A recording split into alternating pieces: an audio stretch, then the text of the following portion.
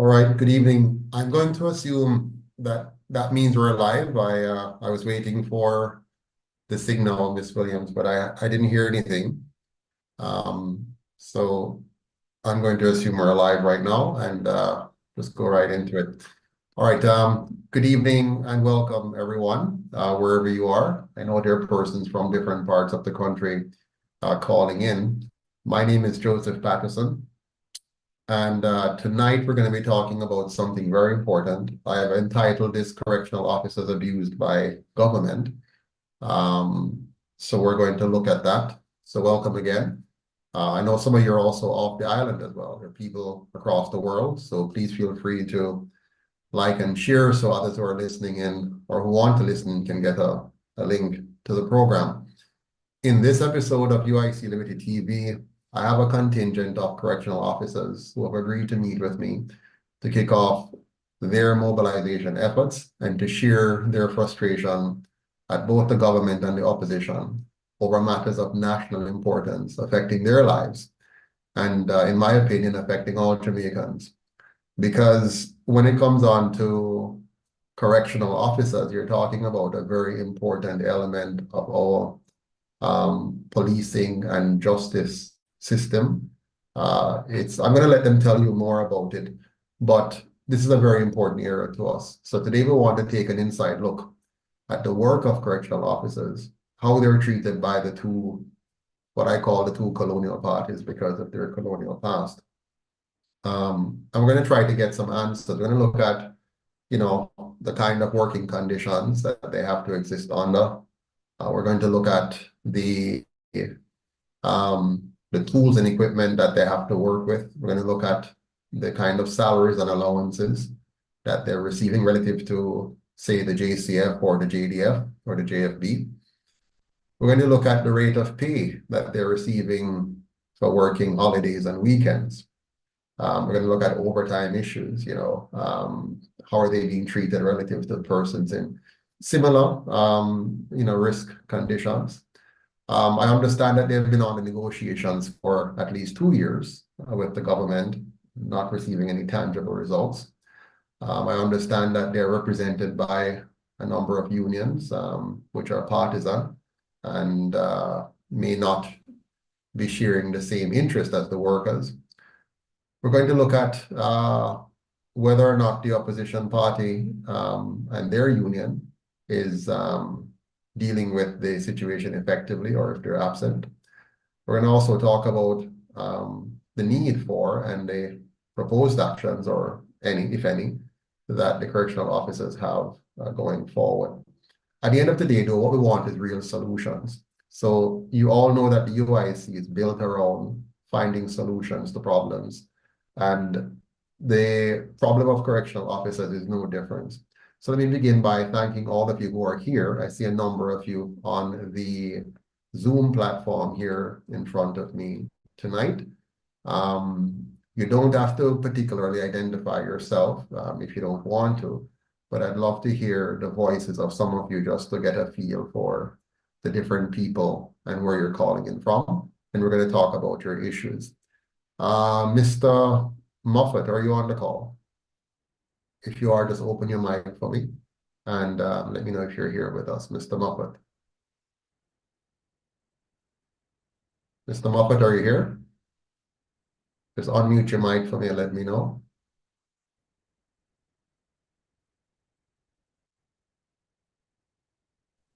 I hope Yes, I am okay, here. wonderful. Welcome, sir. Will you be the main spokesperson tonight or is there another person designated? I will be speaking, but I will allow other persons to share. All right, so I'll allow you to guide me and help me with the other persons as well. So to kick things off, Mr. Moffat, why don't you just tell us a little about what it means to be a correctional officer, what is involved in the profession. Tell us about the profession. So people who are listening will get an understanding of what you do because many of us may not know what is the role and work of a correctional officer. What are some of the tasks? What are some of the risks? Some of the challenges that you face generally before we get into the specifics of the labor relations aspect of things. Tell us about your profession, your job. Okay.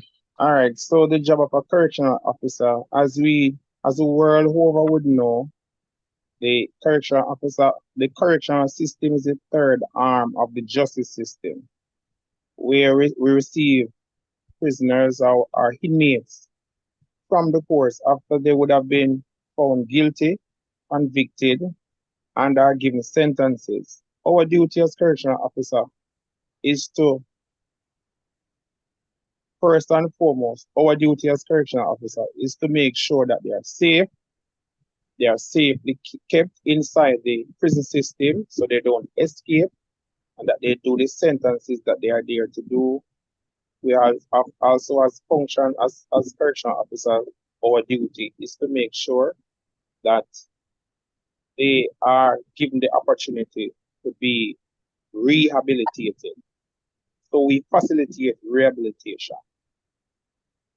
So apart from keeping them safe, apart from making sure that everything that they need in terms of their health, in terms of their daily keeping, they are kept safe from themselves and safe from any other elements. Our duty is to facilitate rehabilitation.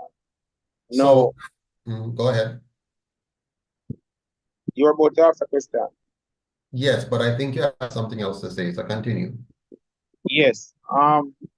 Now, part of our work as correctional officer as well is not only inside of the institution that we are asked to function. First and foremost, our duty as correctional officer allows us to operate within the premise of a constable. Reason being, we carry out all those functions that a constable could be able to carry out. We have that power based on the Corrections Act, which allows us everywhere that we are doing our duties to have that power. We do guard duties in hospitals, we do escort duties in public and private facility. Wherever the inmates go, we have to be there with the inmates. In the institutions, we are exposed to the inmates on a daily basis. The country and the world must know that correctional officers have to be exposed with inmates on a daily basis. When the inmates are out in the institution, walking about, doing what there needs to get done, we have to be walking shoulder to shoulder with them. We are rubbing shoulders, and that is literal. With mere buttons, sometimes nothing at all. Mere buttons during the day. Sometimes, as I said before, nothing at all. When we leave the institutions to go home to our families, we don't own, most correctional officers can't own a vehicle, can't afford to own a vehicle. So we take buses with regular passengers. And sometimes, many times in the streets, we are meeting up with the same, in some of these same inmates that would have served their sentences and are now back out in the public population. We see them in the streets, we take taxis and buses with them, and we are left to the elements or to the mercy of these persons who would have had to be dealing with while they were serving sentences. These are just some of the dangers we face as correctional officers. So nothing has been. Yeah, Go ahead.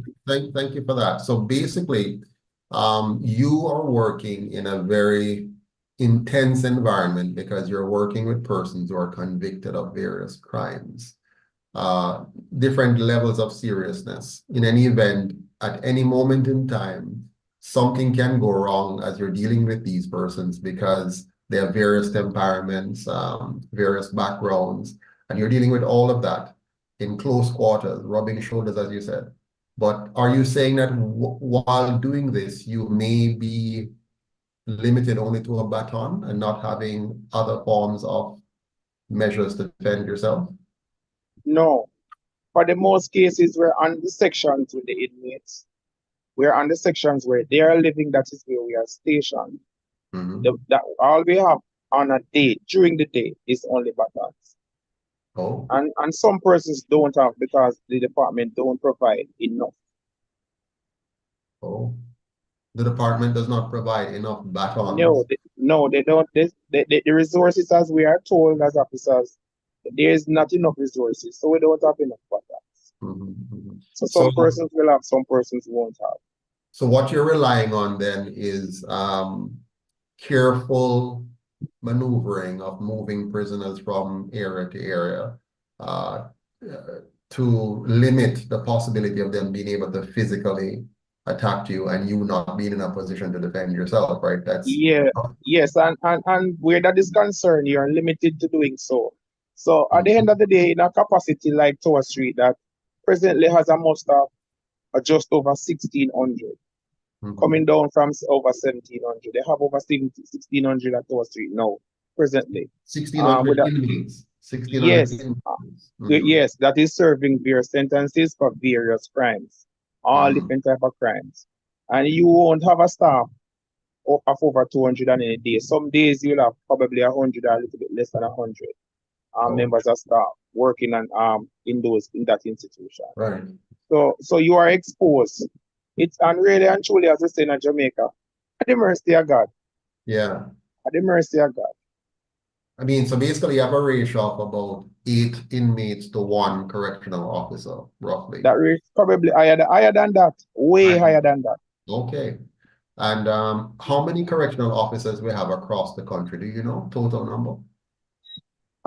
Just over 2,500. Or 2,500. Roughly. And how many correctional facilities they cover? You're talking about 9. 9 facilities. We're talking about adults and juvenile. We're talking about male and female as well. Okay. And what are some of the major incidents that you have had within those correctional facilities that either put lives at risk or put the public at risk? No, we all know how prisons are generally. Jamaican prison is no different. Inmates would have been there for various crimes, as we have said many times before. So when inmates have a disruption, disagreement, fight, we have fights. We do have fights. It does get physical. Blood is shed in many cases, many times over. And sometimes inmates end up in the public hospital because the facility at the institution, based on the injury, would not have been able to deal with that. So the inmate would have to be escorted out of the facility in the institution to the hospital, public hospitals, and the private facilities sometimes as well. So on a daily basis, we have bloodshed. On a daily basis, we have fights and disagreements, and the list goes on. Right. Good night. If it is possible, may I interject something Sure, here? go right ahead. Go right ahead. All right. Good night again. Yes. We want to also remember that officers are injured in the line of duties and officers are also killed in the line of duties. And nothing has been done about same by any former government or current government presently. A lot of promises were made and nothing has come forth as it relates to officers losing their lives, and their loved ones have not even been compensated based on the loss of life in the line of duty. And so this is just some of the serious aspects of the work of being a correctional officer. And we want to highlight that each time someone steps inside a facility, they might not step back out as a correctional officer performing that duty. And so I just had to make that clear. That's a very good point to know, because I don't think I think correctional officers are kind of behind the scenes. The Jamaican people don't really see, hear, or understand, or maybe even appreciate the extensive work that you're doing and how difficult and dangerous that work is. You know, we all know police officers are in the line of fire when they're on the road working, to protect us day to day. But one thing that persons on the outside also fail to understand is that correctional officers are responsible for 90% of the level of rehabilitation of inmates. And the monies that are put into the programs to facilitate rehabilitation in the prisons are basically non-existent as it even relates to the payment to correctional officers for carrying out such day-to-day dangerous activities. I'm To going to come to rehabilitate. that. I actually have a question on that. But before I go there, I just wanted to ensure all of our listeners, because there are people hearing me. This program is being broadcasted on various platforms right now, YouTube, Facebook, and others. But I want people to understand and just pause for a moment and realize that we're talking about a very high risk job. As the gentleman said earlier on, persons are injured, persons are killed, they're exposed to violent criminals, unstable persons of unstable minds on a day-to-day basis. So this is not a joke thing. This is a very serious and important job that if we're going to take our justice system seriously and we're going to look at what we do with those we incarcerate and how that can turn out to impact the rest of the country, as a people, we need to understand this particular profession, understand how it serves the people of Jamaica, and whether or not we as Jamaicans, the government is supposed to reflect us. So are we as Jamaicans ensuring that those in our correctional facilities are being properly equipped, trained, and funded to carry out the task that we, the people of Jamaica, are depending on them? So when I talk about the government, I'm not just talking about the particular party that's in power today. I'm talking about that institution that we call government. Is it working effectively to ensure that our correctional officers, our correctional facilities, our justice system, as it relates to rehabilitation and proper management of inmate, is that working effectively? And are we properly compensating the people that we're asking to take up this very, very dangerous task on our behalf? I saw a hand up earlier on. Who was it? I want to take your point before. I would like to say something. Yes, go ahead, Genesis. And next thing as well, most persons that are a correctional officer can attest to this, that the ratio of inmates to correctional officer is very, very poor, because in the Corrections Act it states that there should be. I think we lost you for a second there. Genesis, can you repeat that last statement? I can also help him in that regard. Go ahead. As it relates to the ratio of correctional officers to inmates in prison facilities, sometimes it is basically 2 to 100. Oh, just to give you an example. So, right. Go ahead, Genesis. Go ahead. Yes. Yeah, and what we have at our disposal is a baton. You understand? So, risky and dangerous, those words cannot even explain what we do. Those words cannot even explain the hardship that we have to go through. You understand? Most people don't know. And it's rough, it's hard. You understand? And if you're not mentally strong, stressful. It's very stressful as well, isn't it? Very stressful. And if I highly doubt it. Or if them know, if Andrew and whoever know the conditions of what we're going through, they are very wicked. Trust me. If them know and treat you like this, they are very, very, very wicked. Well, it is their job to know, when you put yourself up for public office and you manage to win the votes of the Jamaican people, you may have won that by buying votes and whatever. But if you find yourself in the office of government, leading a nation or a segment of the nation, you're an MP or you're a councillor or you're a prime minister or senator, you need to know what's happening. So he has full access to go and check out. I was arrested last 2021 after leading that demonstration downtown. And when I saw the facilities in which inmates were being kept, and the working conditions of those who are responsible for those inmates, I was shocked.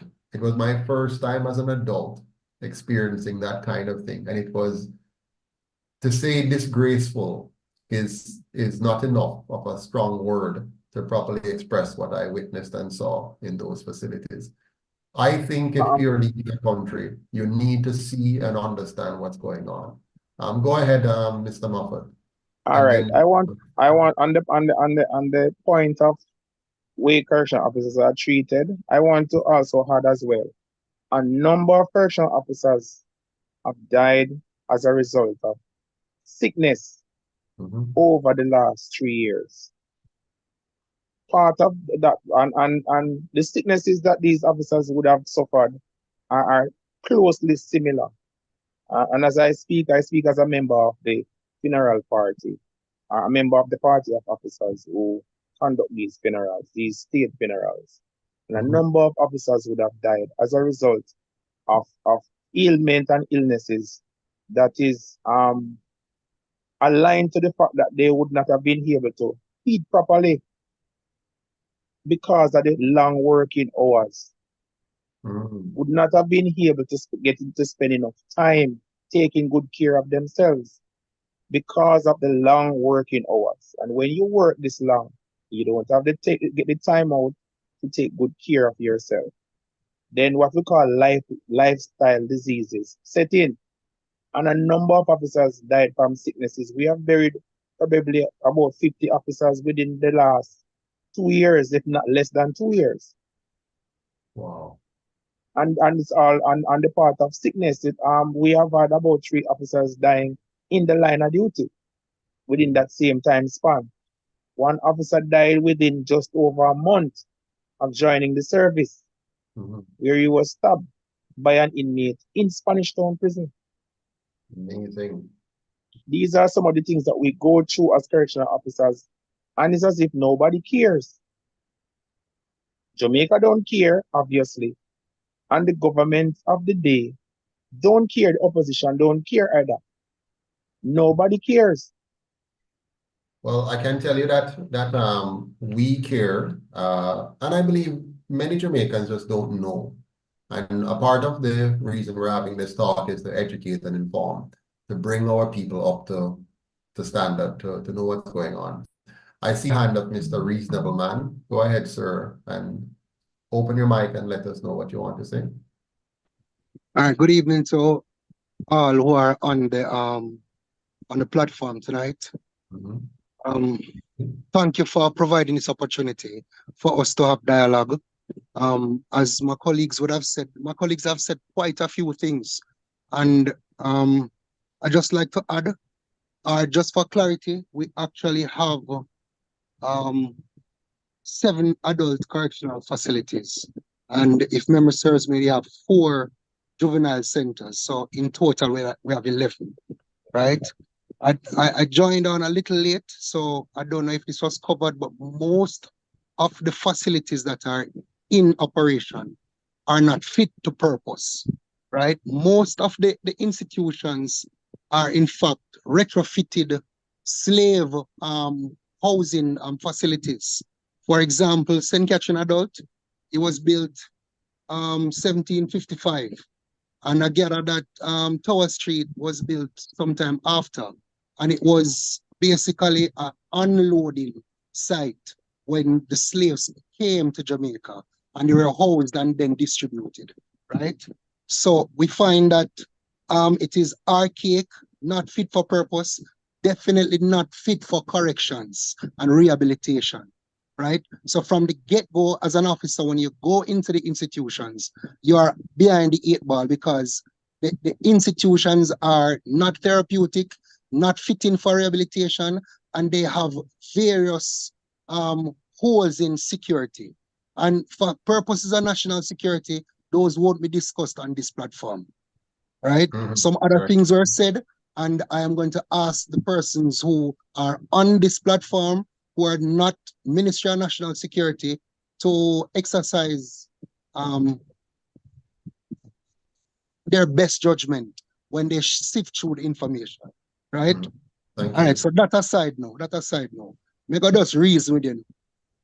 When an inmate comes inside of the institution, you basically, the document that comes in is a body receipt, right? So an inmate is counted as a body. When an officer goes through the gate as well and reports for duty, usually, and I say this for myself, I generally, before, when I put my uniform on and I'm going in through the door to take up my duties, I usually call home, whether it be my mother or my spouse, and we talk for a minute or two and then I go down. Because I know that after I put that phone down, one, I have no form of communication with home for the next 8 to 10 hours, sometime up to 16 hours. And two, more importantly, it perhaps is the last time them hear my voice, because when I go down there, I can either leave back the institution in a body bag or in cuffs, because in the performance of my duties, I may have to intervene, and because the authorities and onlookers may deem my actions for me to be arrested, right? So I'm putting away my constitutional right to freedom for the performance of my duties as a correctional officer. And I would have understood that when I joined on, but what I was not appreciative of, or could not have fathomed, is the disregard successive governments would have placed on my service, right? I am, as some of my colleagues would put it, we are basically the bastard picnic of government. We are treated the worst of the worst, where it's like Cinderella. We put in the yeoman's work, the hardest work, working for as much as 16 hours with the persons who society would have deemed unfit to live in society, right? And in return, I am not given a livable wage. I'm not asking or expecting riches. What we are expecting, and if I can speak for my colleagues, we are not expecting riches. We are only expecting to live above the poverty line. And considering the threats that are ancillary to our performance of our duties, it is only sensible and reasonable for us to be so rewarded, because we would have justly worked for it. And there are other things, intricacies that I'm sure other colleagues will speak on. But yeah, that is my contribution to the conversation. Thank you. Thank you, reasonable man. Appreciate that. You said a few things which are very, very important here. One of the things you mentioned is that the facilities that we're using, many of them are facilities that were built many years ago, in some cases built for a slave environment, and has been maintained almost the same way until now. So the facilities themselves, in my opinion, are designed to dehumanize both the correctional officers and the inmates, and in effect brings out the worst in us, as opposed to providing the rehabilitation that we would like to achieve in those facilities. Can somebody correct me if I'm wrong? Is that your observation as well? Anyone?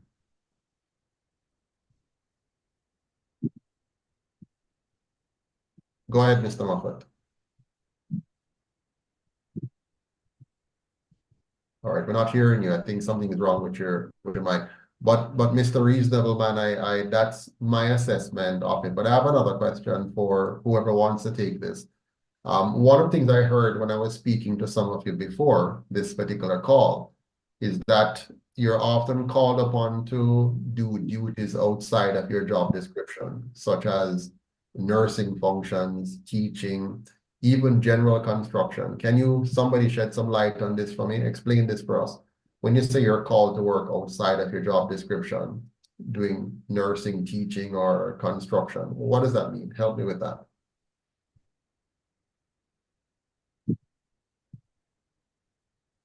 I'm not hearing you, Mr. Moffat, if you're speaking. Seems to be a problem with your connection.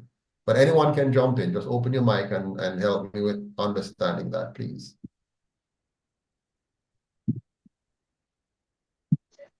All right, good night.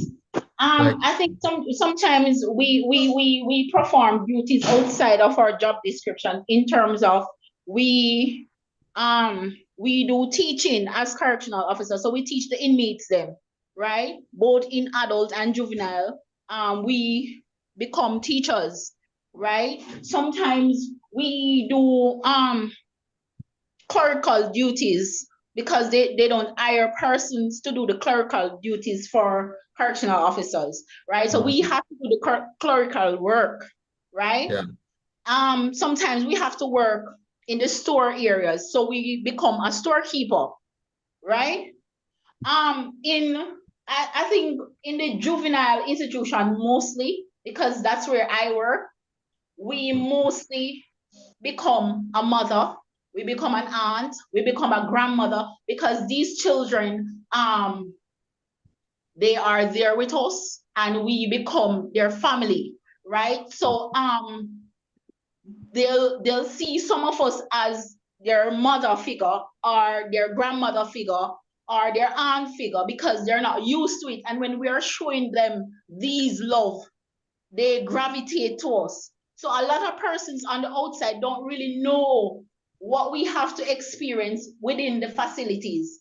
They just look at us and say, oh, you guys are just hosting the inmates, but they don't really know what we're going through on the inside. No, that's very important to note, because especially in the juvenile facilities, you're talking about what you do can make the difference as to how that child graduates into being an adult. If you don't show them the kind of parental care, the kind of guardian care, the kind of loving care, while still being, firm in carrying out your duties, then correctional element of that experience may not take place. But when you say it's outside your job description, help me to understand. Was there somebody else assigned? Add to what Yeah, you're saying. One second, hold on. I want to understand if when we say outside your job description, if it is that somebody else was supposed to provide this particular service and they didn't, and you are doing it. For example, I heard storekeeper. Was there somebody who should have been assigned to that? I have one. And clerk and so on. Go ahead. Yeah, all right. So based on my understanding, I don't know if I'm wrong or if I'm right, but this would factor for me out of my job description. I get to understand that I am not a part of the Ministry of National Security based on the Ministry of Finance. They are saying that we are not classified under the protective service, right? Now, if we are not a part of the protective service, it simply means that we don't have the right to carry a firearm outside of the institution, right? Now, escorting an inmate to hospital would be a duty for the police. Also, to guard an inmate at an hospital would be the duty of an police, because if they are the ones who come for the inmate and take them to court, they should be the one who takes the inmate to the hospital, because we don't have a PSRA, which simply means that we can't operate with a firearm outside of the institutions, which simply means that if we have a gun outside of the institution, it is considered as an illegal firearm. The little pass that they right for us to give to the armor to take outside, that they invalid, because we are not a part of the Ministry of National Security. And a fireman can carry a gun. A park ranger who works at Hollywell can carry a firearm. So we having a firearm outside of the prison, that is illegal if we're not a part of the Ministry of National Security. So as a protective service, like the park rangers who work at Hollywell at the various parks, we shouldn't be doing such duties. Okay. When you're finished, I just want to interject something here as it relates to carrying on extra duties apart from being a correctional officer. The prisons would have what is known as project offices, that various correctional officers who would have been trained separate and apart from being a correctional officer to be welders, plumbers, and engineers, also electrical engineers, to work on the prisons when there are issues. And some of the reasons why some of these prisons are currently still standing is because of the various project teams that exist across the Department of Correctional Services. And these extra duties are being paid as an allowance of a measly $3,500 or thereabout dollars for such strenuous duties, apart from the duties to deal with inmates that a correctional officer does. So some of those things are sometimes what we consider to be outside the scope of being actually a correctional officer. Because if you're going to be an engineer, you should be compensated effectively for that, as it relates to whether it is electrical, whether it is plumbing, and otherwise. And some of those tasks are very strenuous to on the officers, while still have to be carrying out the correctional functionality within the prisons. Well, let me make sure I understand that. Don't move. Are you saying that, before you go on, I want to just get this point. Are you saying that correctional officers provide services like, construction, electrical, plumbing, and so on, which is not in their job descriptions, but they're paid a measly allowance for this? And you're saying, instead of being paid a measly allowance for this, you should either be paid at the level commensurate with those services, or those services should be done by somebody else so that you can focus on your correctional duties. Is that what you're saying? In most cases, the situations arise and there's a need for it to be dealt with almost immediately because of security reasons. And so you have correctional officers who come into the system who would have already been trained in certain skill areas. And so the department uses those persons. However, those persons are not compensated effectively for their services. Right, but hold on a second. In a properly run system, though, you would have persons who are maintenance crew, who are trained in masonry, plumbing, electrical, and they're there to immediately respond to those kind of needs, which are expected to happen, especially in a dilapidated, rundown place, which was built in the 1750s. Am I not correct in expecting us to have staff trained and certified to do maintenance work separate and apart from correctional officer work? I think what he's trying to put across is that even though those services have been provided,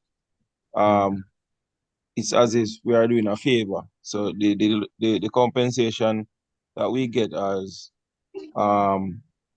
what we call it now, technical allowance, it's like a 3,000 a month if you do 100,000 a job, or a 500,000 a job. Exactly. So I know what you want. You want to be paid. You want to be paid properly for the job, and I agree with that 100%. Yeah, or that allowance could be increased. Also, correctional officers. I fully understand. Both the adult institutions have mentally ill inmates there, and correctional officers are not trained to deal with mentally ill. Right. Those inmates are throwing filth on officers. We are not doctors. We have to be administrative medication and stuff like that. Hold on. One at a time. Mr. Genesis, mute your microphone. I fully follow your point, CO1. I fully follow your point. And let me make it for you. They are pretty much robbing you.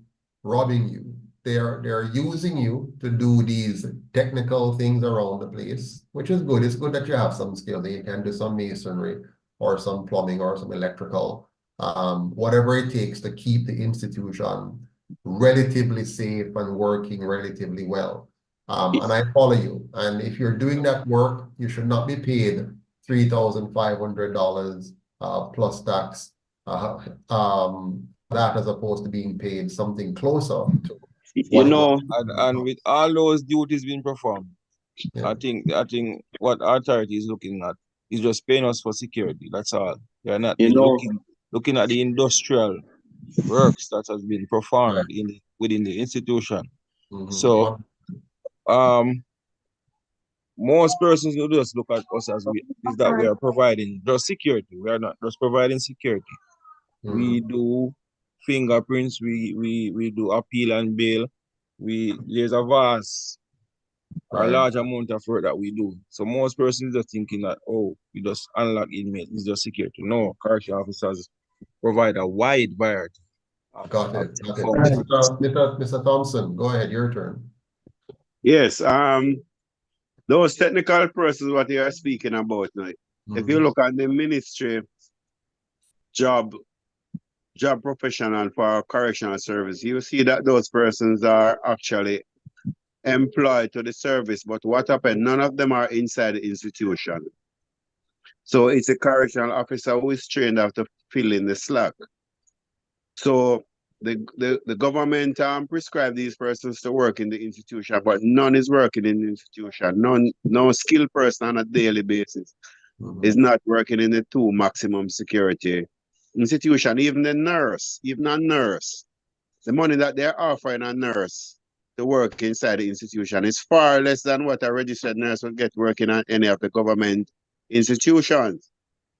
So by government policy, they turn away skilled technical persons from coming into the institution because the pay is so low. And then they shift that burden onto you, the correctional officers, and then pay you low on top of it, right? Slavery.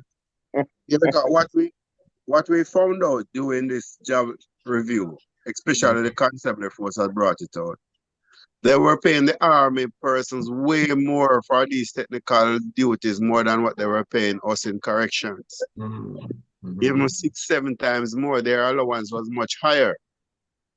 And we never know about these things until this compensation review opened the whole thing up.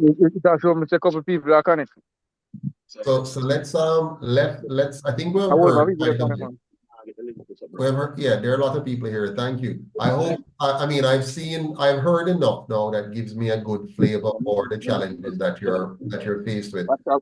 I want to jump to mute your phone. Naika, help me with this, gentleman, please. I want to ask the question, what are the qualifications required for this job as a correctional officer? What do you need to have to qualify to work as a correctional officer? The beginners, for entry requirement is 4 CXC included English. We go for the police, the fire, and the fire service also. Okay, so the same basic requirements for the police and fire service is the same basic requirements for and then do you go to, when you apply to become a correctional officer, you then go to a training program like the police academy with the you go to an intensive 16 up to 20 weeks training. So paramilitary training, just similar to police. It's just that police is being engaged more with the law. Right. It's the same. The training is actually same as intense. Use firearms. As I said, police mainly stress on the law, while we do internal security within the perimeters. We are paramilitary. Paramilitary includes the police and the army training. Got it. So basically, you're on par with the police and the soldier in terms of basic requirements and the nature of the thing you have to honor. Similar type weapon is used by the 3 organizations. Right. And then of course we have specialization now because the police is dealing with, engaging the public on a day-to-day basis for law and order, while you're dealing with inmates for maintaining law and order within the on a day-to-day basis. Right. And the army, of course, is looking more at a national security level, the borders and so on. The only difference is at the beginning part, the police would investigate the crime and make the arrest. And then at the end of it now, we would try to rehabilitate that person when they come inside the institutions. So that is it. One of the few differences that we have between the police and the correctional officer. So basically, before you go on, all 3 elements, whether you're in the police, the army, or you're a correctional officer, all 3 of you are faced with some serious and dangerous situation. Of course, as a correctional officer, though, like the police, you face a lot of dangers daily. The army might be a little different because it depends on what is happening. We don't have too many people trying to invade our country en masse. But as a correctional officer, you're in a confined space with known criminals on a daily basis, very intense, very dangerous. It requires a lot of mental stamina, physical stamina. It requires understanding human behavior. It requires that you are able to to manage conflicts and diffuse conflicting situations. It requires that you pay attention to key operational rules daily, because one misstep can cause a serious situation within this facility that can cause the life of not only inmates, but also correctional officers. So in my opinion, you're in a very intense environment, a very dangerous environment. So there's no way.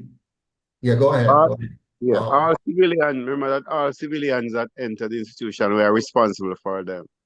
Okay. That's All nothing civilians. unusual to happen.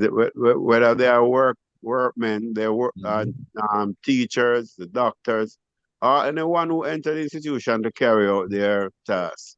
Right. We are Also contractors. Sorry, what was the second person saying? Say that again. I was just saying contractors as well. Contractors, right. So you are dealing with inmates and you're dealing with all the other persons who interface with the facility internally, in any way, whether contractors, nurses, police probation officers, everyone, lawyers, we have to provide everybody. everyone. And there's an additional level of threat that we have to face, right? Because if you recognize where the institutions are, if you count all the institutions, almost every one of them except for probably two, all of them are in volatile areas. I'm traversing on a daily basis, and I'm seeing where officers have to go through states of emergency to go to work. They are surrounded by areas where crime is rampant. And I know that in, for example, the nursing and the teaching, there are hazard allowances that are paid to individuals based on the fact that where they are located, the average person who is trained would not want to be there. So as an incentive for persons to go there, they pay them. But correctional officers, that is not accepted, right? And before I go, I just want to say, there, apart from custodial management, and we see that has been pushed a lot lately, they're talking about rehabilitation, and because of rehabilitation, you see, the conversation is about reducing recidivism, because you find that a lot of persons who go inside of prisons leave, go back into society, and either are victims or perpetrators of crime, usually more serious than before. So the conversation is that they're trying to shift our focus mainly not just from providing security and custodial management, but they're now twinning the responsibility for rehabilitation, and they're looking at that as a metric for payment to us. But they're not providing payment, nor are they providing us with the efficient tools. So that adds a different layer of technicality to our duties and functions, because we operating as correctional officers, no inmate, no escape, no debts not going in the institution, and we believe that would have ticked the boxes as custodial managers, right? However, they are now putting additional requirements and saying that because we are not performing this and that to their matrix, they are not seeing where we are capable of getting certain benefits. But we have been doing this for quite a while without any benefits afforded to us. So then shift the goalposts. Right. So they're actually holding you accountable while not holding themselves accountable, because they're not providing you with the facilities and equipment that you need, nor the compensation for you to function, but then they're holding you accountable. But hold on. I have assessed so far that this is a very dangerous line of work, and you have expressed now a number of things. One that we even overlooked, which is the fact that many of these facilities are located in very volatile areas. So to get to work and to leave work and get home, you're traversing areas that can be quite risky to yourselves. Now, brings me to a question. How do you protect yourself after work? How easy it is for you to get a firearm, a private firearm that you can have with you at all times when you leave work to protect yourself on the road, at home. Many of these inmates would have gotten to know you, they know your face. That is a challenge. That is a challenge. They have people on the outside who they know. And so, because you're dealing with them in close quarters, long-term relationships, positive or negative, can develop in that environment. How do you protect yourself? And beyond that, are you recognized and respected enough to be awarded a firearm within a decent period of time to be able to defend yourself if necessary? Tell me about that. No, there's none. There's no preparation for correctional officers to easily access a private owned firearm or a personal firearm. We have to go through the same channel as the wider public, and then that takes like a year and over, sometime over 2 years, basically, for them to do their review and all of those stuff. However, one of the things that from I joined this department or the institution, so to speak, correctional services, I always say this should have been one of the criteria to officers. The moment you join the work, you're supposed to be equipped with a personal firearm where you go to the firearm agency and you do it. And within 6 months, the most it should take for a correctional officer, properly vetted, that they can use the weapon accurately, so to speak, they are given the permission to have one. Well, for me, it's very simple. It's a no-brainer. If you train a person and you accept them and you do the psychoanalysis and you do all of the background check and all of that, for the person to become a police officer, a correctional officer, or a military officer, it's a no-brainer. Once you have met that requirement, you should automatically meet the requirement to own a personal firearm to keep and care and protect yourself and your family. Am I losing my mind here? Somebody tell me if I'm losing a screw. Shouldn't No, a person... you are on point in what you believe and think, because majority of us is on the same page. But yet still you have to go there on your own to acquire your license for a firearm. And Which then you're means often turned down. it's also an expensive endeavor. Remember, you're not getting money already. You're getting a little bit of money. And I know the cost of getting a firearm. I know the whole process and the pain and all of that. What I'm saying is it's very simple. If we as a nation say to a group of people within our country that you are qualified to serve us as police officers, you're qualified to serve us as correctional officers, you're qualified to serve in our armed forces. If we agree to that, then automatically, without any further processing, you should be able to just simply say, I wish to now have and own and carry a private firearm. End of story. I agree 100% times over on that. Because one of the things that the public or the government fail to understand, yes, we say the police and the army do outer work where they capture these inmates. But despite capturing the inmates, whenever we are interacted, at times our lives are threatened by these said inmates. Yeah? Them tell us, hey, oh, them will kill your family, them will kill you, and all of these things when you go out there.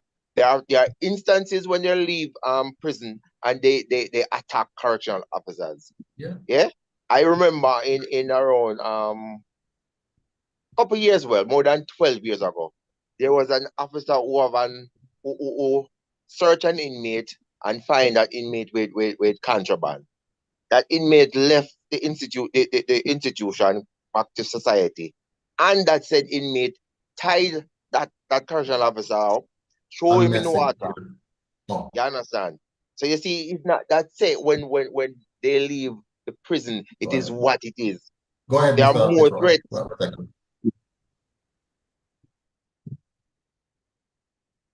Yes. Yes, good night. Hello?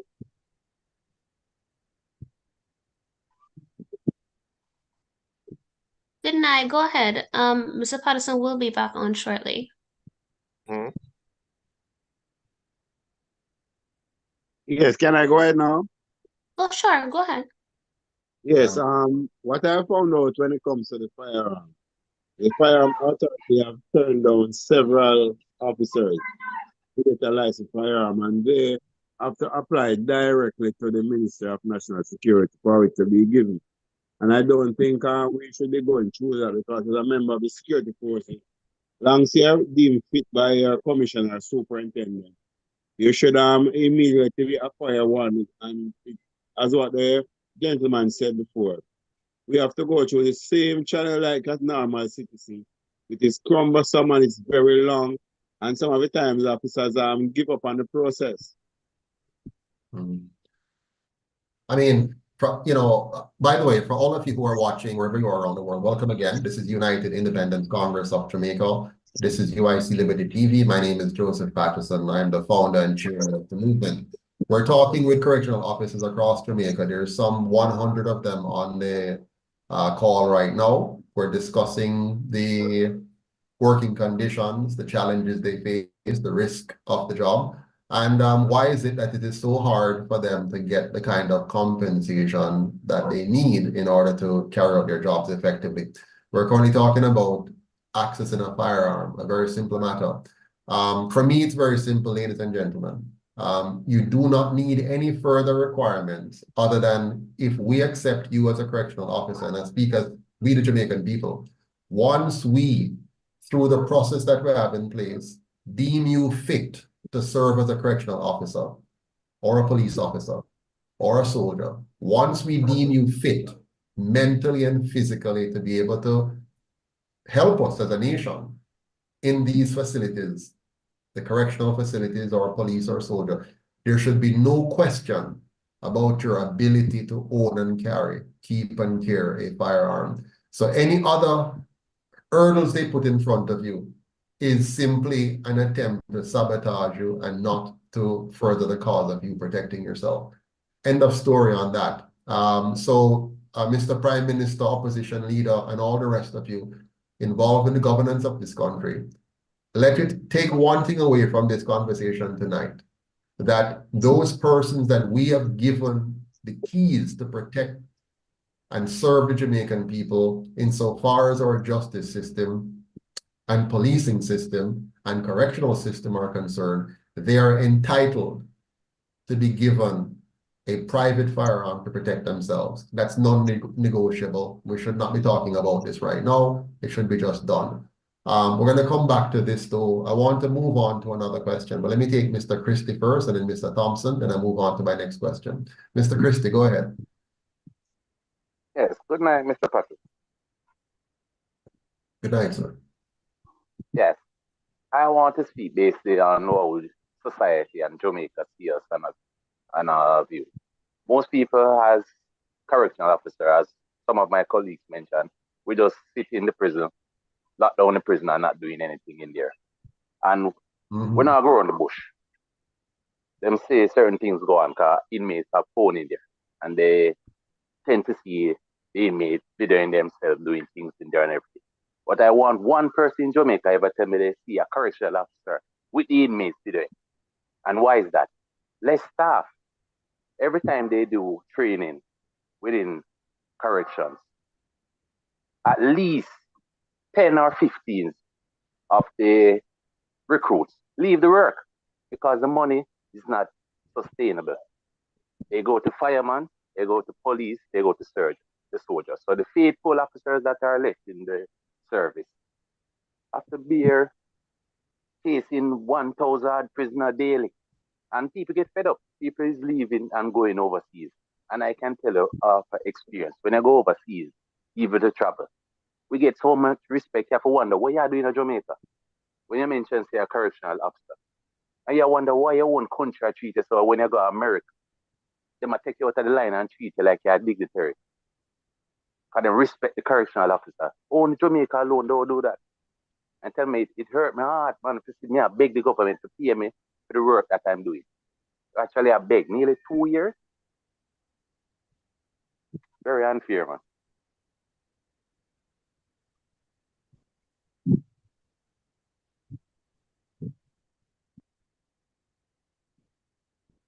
You're muted, Mr. Patterson.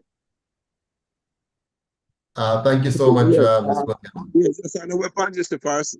Hold on, Mr. Thompson, 1 second. We have a problem. I'm wondering if Miss Janet Chakanowski can assist us, or you, Miss Williams. We have reached the maximum on our platform. I think there's 100 person on the Zoom, and there are more than 100 more who wants to get on. Could you work in the back there and see if we can open up the space for the others to get on, please? Thank you. Go ahead, Mr. Thompson. Yes, and the firearms were reached. And for security reasons, we don't want to dwell down into how we protect ourselves coming off work. I think maybe can skip that part. Maybe in another settings we can explain certain things. But it's in a public forum, we have to be very careful on some of the information we give out. Okay, well, we haven't given out anything sensitive. It's a very basic that you know, our correctional officers deserve to be able to protect themselves. I know that some of you have firearms, you've gone through the process and you have gotten it. And there are some of you who haven't gotten any because the process is very lengthy and difficult. But the bottom line is we want the government to know that we take the lives of our correctional officers very seriously.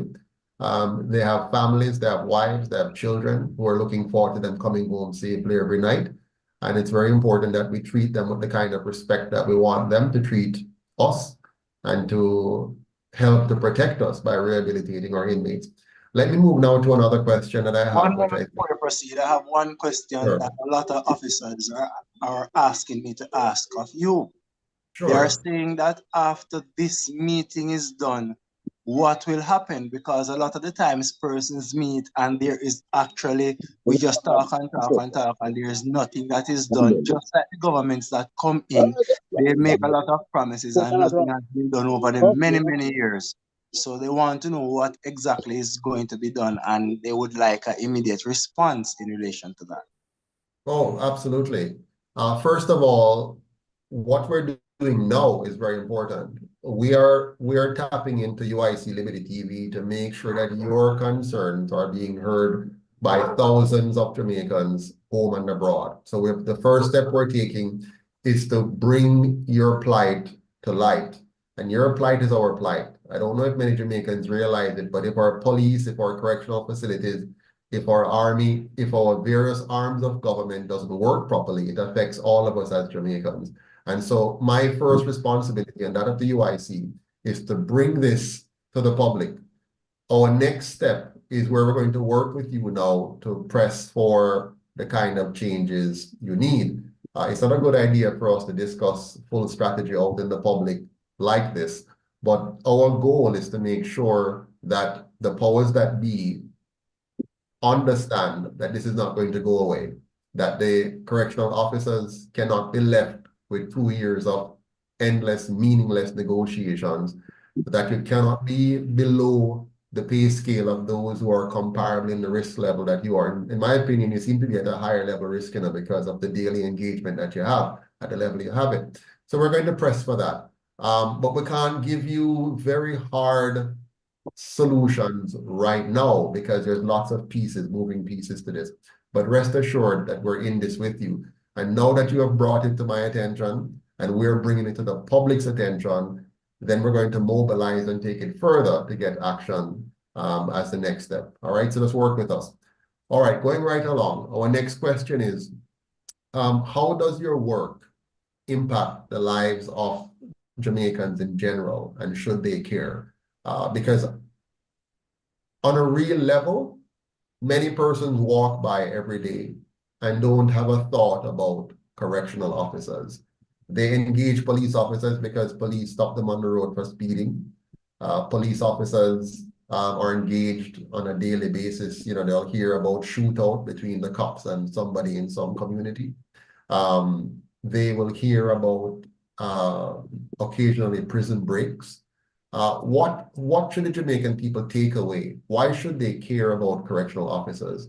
How are we impacting, well, I said we, I mean, how are you impacting the lives of Jamaicans? So take this opportunity now to sell yourself to the Jamaican people, for them to understand why you are so important in the ecosystem of protecting and preserving the lives of the Jamaican people.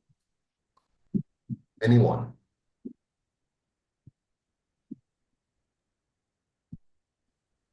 Go ahead, Okay, Mr. good night.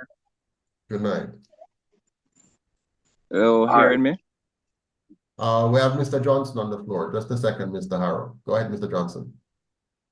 Yes, sir. Good night to everyone. As a correctional officer, imagine the devastation that one individual, a bad man, can do to the whole society. He has his gun, he do everything that he wants. He create mayhem, havoc, whatever he wants. We have to deal with that man on a day-to-day basis. Ensure we counsel, ensure we protect him, because some of the people he offend is there with him, and we have to keep both parties safe. This is our job on a day-to-day basis. All we are asking for is just proper compensation. I want to add though, if I may. Yes. It is the correctional officer who allows for many Jamaicans to sleep comfortable at night, knowing that those persons that the police would have gotten off the street and the justice system would have found guilty, who are actually guilty, are behind bars. We keep them there until the time for them to go back to society, if they are deemed fit enough to go back to society. It is the reason, for that reason alone, that so many persons are able to walk about freely, when so many of society's most influential criminals are behind bars and are not able to wield the level of influence that they would have been able to wield had they been out in society, reaping havoc. We are the reason why they are sleeping comfortable and will sleep in a level of comfort tonight. Apart from the fact that Almighty Himself, Almighty God Himself, would have been a protector of us all. That's what correctional officers do. And to add to that, Yeah, go ahead, Mr. Harrow. Yes, night everyone.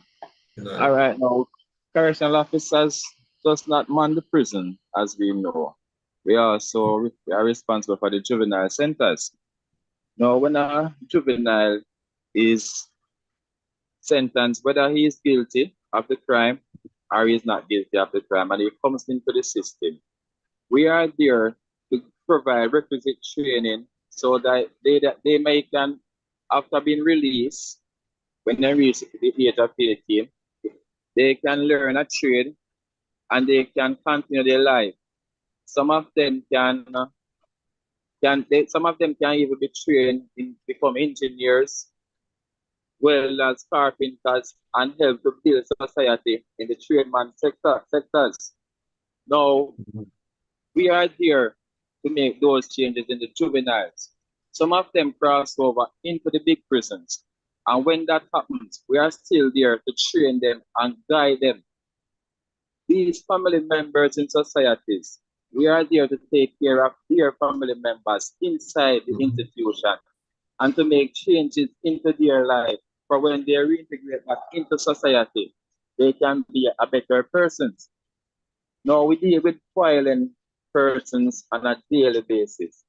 Inmate coordination and inmate care is something that every correctional officer does on a daily basis. Some of us are trained for it, some are not trained for it. But gradually we have to learn how to deal with it. Each inmate has a different temperament in regard to how you approach this inmate. Some of them don't even think of changing, but after a time when you counsel them and show them a different understanding, they then react a different way and think about change. Now, when juveniles come over in the institution, these same adult inmates that we train in the institution are there to guide those younger ones that come over, because they might be there maybe for a few years, and the other one might be there for a life sentence, and I can say to them, say, you know, the officers, them teach us this, and we don't want to go back in a society and come back here where we are and going through these things, you know. So try and make a change and respect what the officers are teaching you. Many inmates have gotten several levels of CXC subjects and training and achieve a lot of things through the training of correctional officers in these institutions. The government might be saying that job description for us, each outsider should be coming into the institution and be doing it. However, if that is so, why is it correctional officers are being trained to do these things, and then when we do it inside the institution, there's no merit given? When the time comes to for compensation, that is when persons start to speculate and say, but you should do this and you should do that. And it should not be so. Correctional officers are rounded. It is not one job function. We are all rounded. Well rounded. Very. So these things need very careful attention. And the books that are governing the institutions now, these books should be amended from many years ago. Should be amended. You cannot use a book that has been written from slavery days to govern a modern system right now. That is unfair.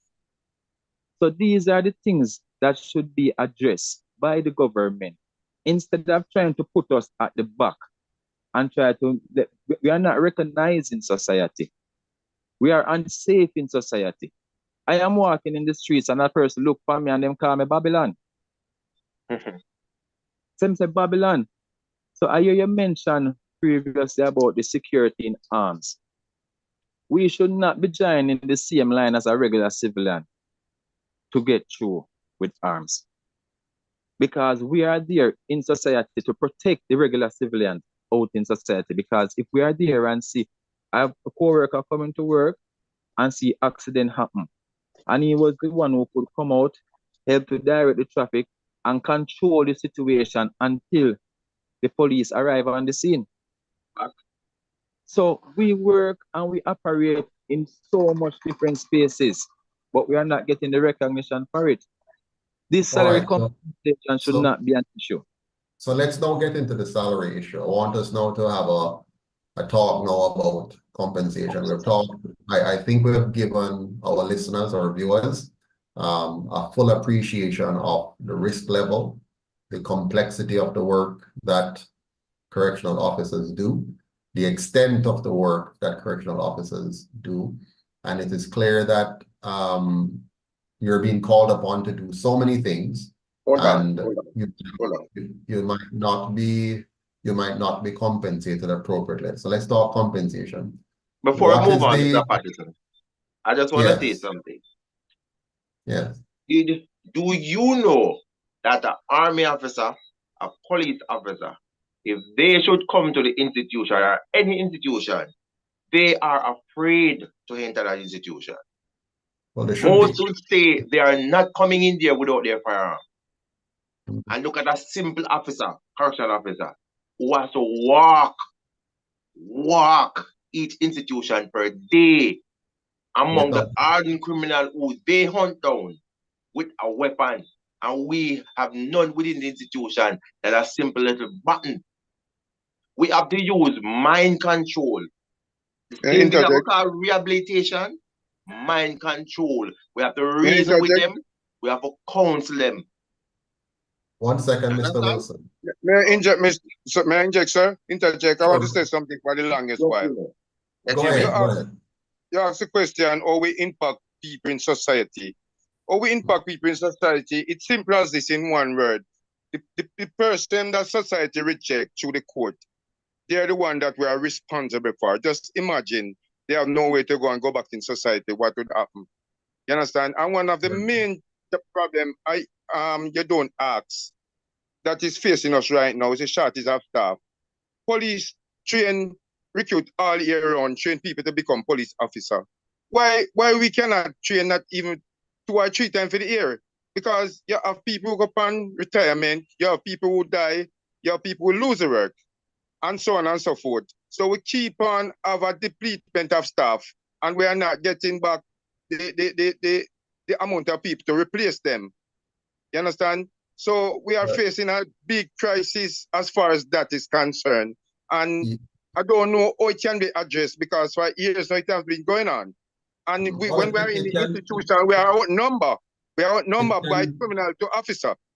It can be addressed. It can be addressed by a government that understand and appreciate the need for the services you provide. Clearly, those that we have given the keys to our government, or who have taken it, by the way, they don't really share your view and mine that we need a correctional facility or a correctional system that is designed to be properly staffed, properly equipped, and properly compensated. So Mr. Thompson, I see your hand up many times. A quick one so we can move on. Go ahead, Mr. Thompson. Mr. Thompson, go ahead. All right, nothing there. Mr. Fairweather, were you finished with your statement? Yes. Moving on to the compensation, salary, so to speak. All right. One thing before you move on. Hold on 1 second. Somebody made a comment earlier on in the chat section, which I think we should just touch on before we move forward. The person says, that's Mr. Williams, also too much political appointments at the senior level and a lot of nepotism. So those who are set to lead the department don't have the correctional officer's interest at heart. They are passing through and eating a food. So they have no intention of making any effort to address any issues concerning our welfare. This is the problem I hear across the entire public service. We don't appoint people based on merit. We appoint them based on political connection and helping our political cronies to get a food, to eat a food. Is that your experience, Mr. Fairweather? It is a fact where as whomever they appoint. All right. Let me put it simple. For the last, say, 6 or 7 years, so to speak, I will just go back to that fact. Each person that they appoint, they have not sit and talk with the staff. If you see them, it's on a quick run to the institution, both an instant, and they are out. They don't come in, introduce themselves and say, all right, let us have a talk. Let's see how best we, as correctional officers, can make the department better. You don't hear that. You keep writing for stuff to adequately run institution. You're not given those tools. You report the matters to the person that is in charge of the department. Yeah? And then when you look, you can't even have an audience with them most time. It's always a deputy or somebody who is delegated to speak with you. And whenever you have an issue and seek the audience with them, you're not given the time to do so. But make something happen, then the book is thrown at you. Yet still you're not given the stuff you need to work with. And all you make that complaint every time they report to Ministry of Security, all is well. Every time you complain at the lower level, when the report go to permanent secretary, all is well. But they do not know what is it that we are facing within the department. These institutions, look, let me tell you something. You see, us as correctional officer, we consider ourselves as gods with the little that we are given to work with. You understand? Some of us come to work, trust me, you want to stay in institution for a day and observe to understand. So let's get into the details now. I want to understand your life as correctional officers. Whether or not you can afford a car, whether or not you can afford a home, to buy a house, to build a house, sending your kids to school, lunch money and bus fare to traveling costs, healthcare, your health coverage. All of those that you're mentioning. I'm coming to you. Hold on, I'm coming. I just want to get them out for the people to hear. So, owning a home, sending your kids to school. Yes. Traveling, lunch every day. Being able to pay your bills at home, so you have no light, you have water, Recreational you have purpose. grocery. Put in recreational purpose. And of course, take a vacation. Yes. Be able to take a vacation and to do some things, some recreational stuff with your family. Now, let's talk first of all, the salary. What is the average salary of a correctional officer? What is the average salary? All right, so the average salary for a correctional officer right now is roughly around 135, 130. And we basically don't know how much our salary is at the moment because each and every one of us get a basically different amount. So I can talk for myself, roughly around 135. No, all right. Hold it here. No, hold it here. Mr. Weather, hold on. No, so Mr. Genesis, hold on, Mr. Genesis, hold on, because we really want to get into this. So bear with me. So for you, the idea is 135,000 a month. Jamaica. That's what I say on my payslip, 135. Mr. Fairweather, what is your knowledge? What do you say? What is the average? I would say the average is 100 because currently they are classed in 3 groups. There are 3 groups for the CO1, which is the lower level. You understand? So you may have a average. What's the average? 100,000? 100,000? I would put it at 100. So the average fee is 100,000. Yes. All right. Mr. Destin, hold on. We're going to come to the discussion. First, I just want to hear some numbers. Anybody else can give me a number? I want to hear from somebody else. There are over 100 of you here. Give me a number, somebody else. What is the average salary that you all right, good night, everyone. I'm a correctional officer 3.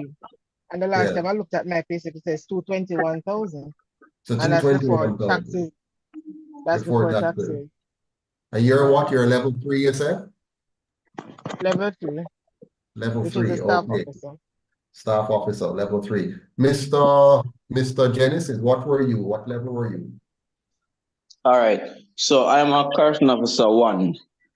Okay, you're level 1. Got it. So level 1, you're at 135. Level 3, you're at 221. Mr. Harrow, the 100,000 is what level? As level 1, but as I said, the level 1 carries 3 different levels. 130 level 1. Level 1. Okay, level 1. All right, good. So I want to take roughly what might be an average. If I use the 3 numbers we have here, which is 135 plus let's use the 220 for argument's sake, and just round that off. Let's say 150. Yeah. I'm going to assume somebody for level 2, I think it's about. So for level 2, I think it's about 185 now. Right. So I'm going to use a number of about 150 averaging across the board, what somebody might be getting. And let's assume that's your take home. It's not even gross. We're going to bump it up a bit. Like your take home 150 per month. Okay. Just to add something, please. Go ahead, Mr. Jarrett. Yes. All right. So with the salaries, CO1s, it's right across the board. You have different, I would say different areas in length of service. So you'd have just joining officers and you'd have officers over 20 years at the same rank as a correctional officer 1. So when you see someone in the job for 20 years as a person just joining the work and you're realizing that you're getting more than that officer, that is a problem in our institutions, in the department as well. So that has to be taken into consideration. Let me understand. Let me understand. Are you saying a person in the job for 20 years and they're getting X number, and a person just come? Which one is getting more? Just come. Just come getting. Take out all the allowances that are there right now with the new compensation review. Yeah, with the new compensation review. Yeah, the senior officers lose a lot. The younger officers are the ones that getting the most. Okay. Now, in terms of the compensation review, and we're getting lost in the weeds here now, but I want to understand this. I understand you have been negotiating for 2 years or so, and you have not yet gotten a final settlement as to your wage rates and so on. Is that the case? You have not yet gotten anything final. So you're aware of changes happening, but nothing concretized. Nothing concrete. Pardon, you agree? Okay. One moment here. Yeah. Yes, go Mr. ahead. Thompson have some figures and he was a part of the negotiating team. So he would like you to let him in for him to clarify a lot of the anomalies as it relates to some of the salary ranges. Sure. Well, I don't want to get into the details yet because that will take us a longer time. What I wanted to establish is a rough idea of what is the across the board average salary. You're going to have senior persons, you're going to have different years of service and so on at different levels. That's fine. But I want to look at the general plight of your membership, right? A person making anywhere from 100 to 200,000 per month. If you take, let me take the highest level. Let me take, not the highest, but let me take what I heard here, 221. Patterson. Yes. Excuse me. Yes. With what you're saying, I would like to apply a breadbasket check to these figures. That's what I'm going to do, but I want us to settle on it first. I wanted to take 150 because some will be lower, roughly. Yes. Some will be higher, but in the mid-range about 150, right? Is that reasonable? I see your one. Before tax is 133. After mandatory deduction, he's taking home maybe 109. After mandatory deduction, I see your two is similar. I mean, maybe about a 160, or you can round up the CO2 to the 150, and then the CO3 you can round up the CO3 to about the 180.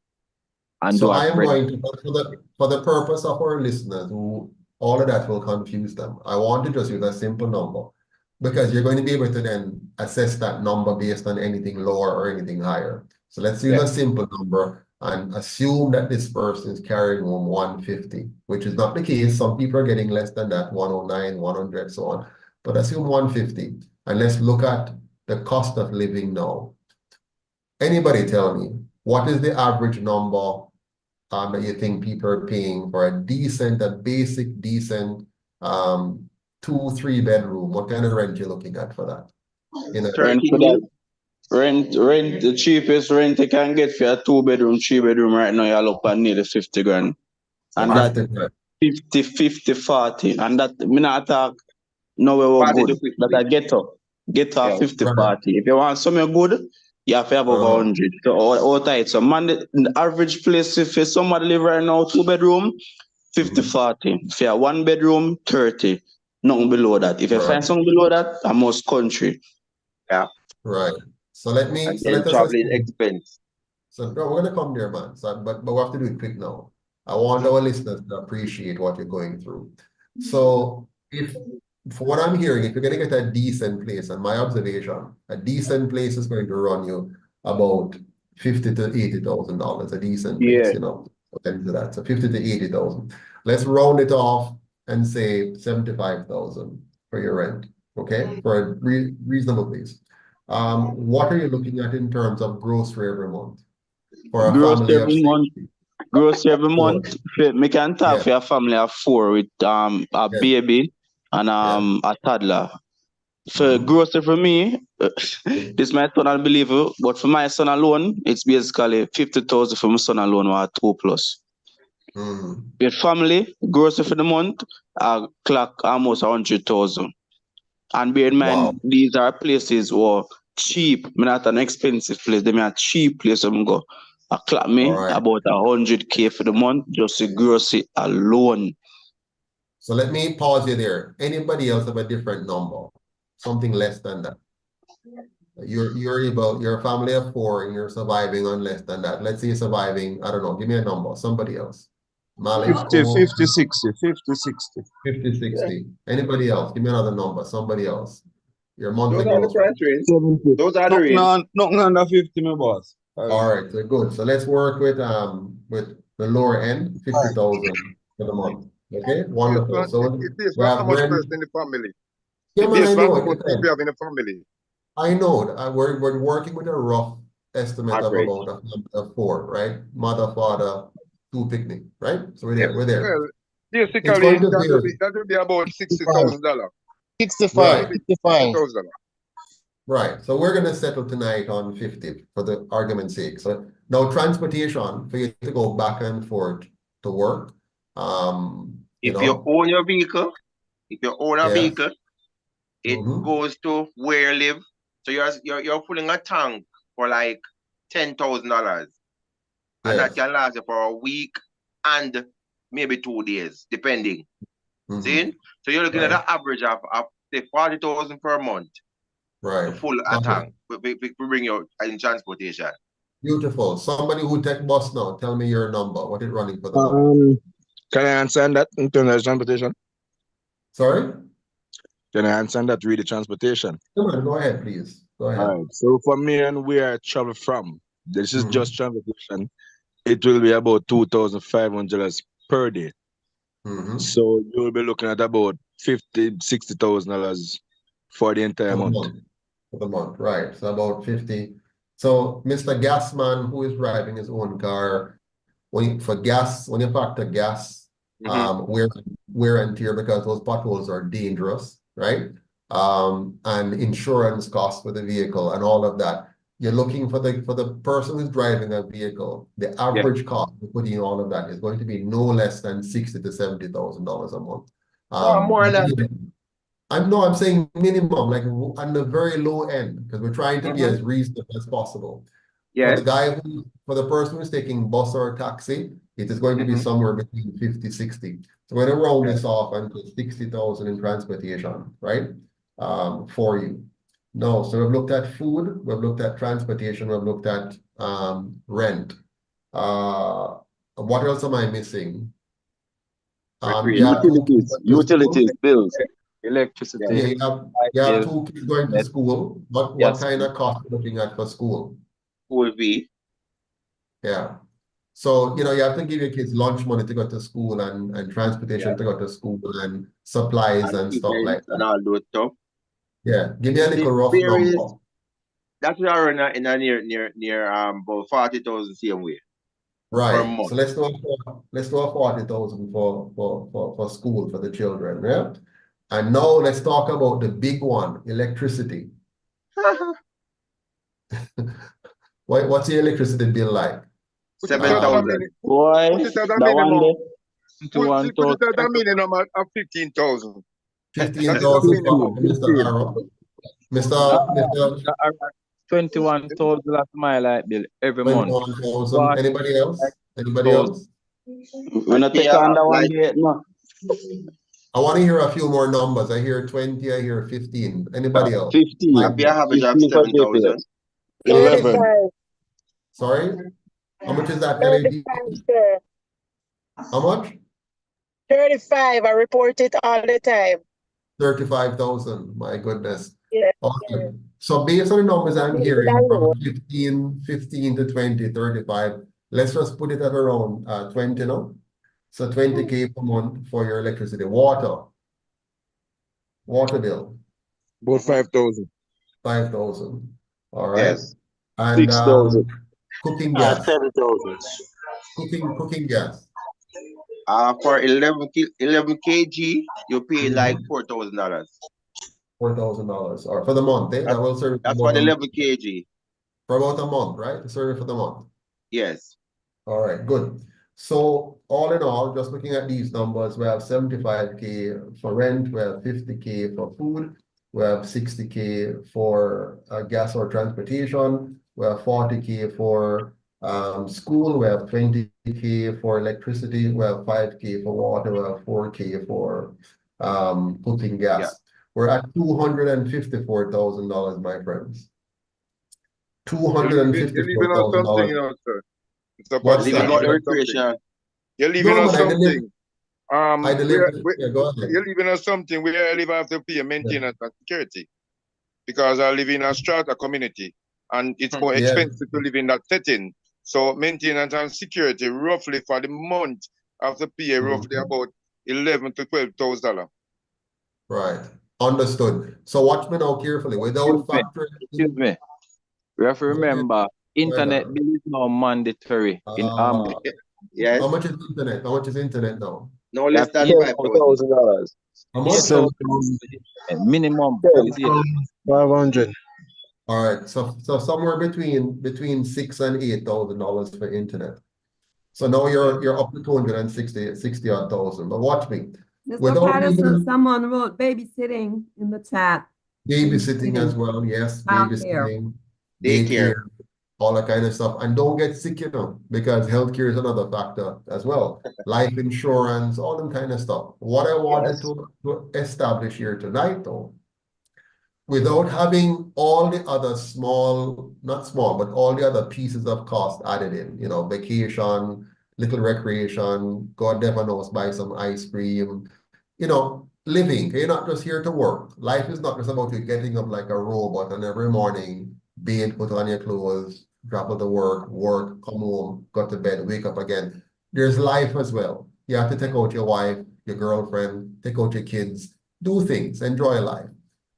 But if you do nothing else but just go to work and come home and go to work and come home and send your kids to school and bring them back home and do nothing else, you're looking at roughly somewhere in the ballpark of needing 260 to 300,000 net of taxes.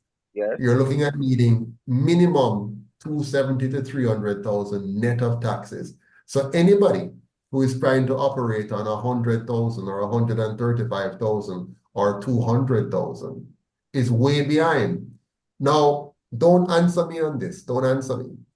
But I get the feeling, and this is happening across Jamaica, many persons have to do extracurricular activities or side hustle to try to make up to live. Now, when you have your regular job, like a police officer or a correctional officer, and then you have to find alternative means to make up your income, it compromises you. It puts you in a compromising position. And I'll tell you something very dangerous here. I know this, none of you do this, none of you do this. But what is it to stop a correctional officer from being influenced, being enticed to cooperate with an inmate, a bad inmate, who have connections on the outside that will allow that correctional officer to get some extra money by facilitating and helping this inmate to carry out some nefarious activities that otherwise would not have been the case. If this correctional officer was able to meet his life needs out of his job's income alone. Am I speaking out of turn here? Somebody tell me if I'm barking up the wrong tree. Let me know. Anybody? You're on the right track. Yes. And the same thing happens to the police. And the same thing happens to many of our other civil servants because they're being grossly underpaid, underappreciated, working under unnecessarily extraneous conditions because of the poor quality of the facilities in which they work. They are dehumanized, demotivated, and are influenced to engage in things that they otherwise morally and professionally would not have engaged in. And this is how we corrupt a society at its core, because we have leaders who fail to appreciate the human dynamics of what they're setting up. They believe that it's okay for them to leave a set of Jamaicans who are in very, very sensitive role, underappreciated and underpaid, and push them to engage in things that undermines the very institution that we're trying to build, and by extension undermine the country that we're trying to develop. And that I see as a serious problem. No correctional officer should be earning, by this estimate, less than $300,000 net minimum. Correct me if I'm wrong, anybody on the platform, or give me your thoughts on that. Anyone? Patterson. Yes, sir. Is an issue that I would like to bring to your attention. Before you go to the issue, I want your comment. I want your comment on what I just said before we go to the issue. Anyone? I believe that after tax, a CO1 should be carrying home a minimum between 220 to 250,000. A minimum after its mandatory deduction. So for it to be able to sustain and properly carry out its function and properly attend work, a minimum after tax 220,000 to 250,000, based on the economical challenges that we all are facing. All right. So you were saying, sir, a minimum of 300,000 after tax per correctional officer. One, that's at the lowest level, right? Yeah, that's the lowest level. And almost every correctional officer would agree with that. From the lowest level at 300,000 after tax, that is a workable solution. And then we move upwards as it relates to the other ranks. Absolutely. Based on merit, based on performance, based on competences, based on results, you move along the trajectory up. I believe in a meritocracy, which means people must rise in their job functions based on merit, how you perform.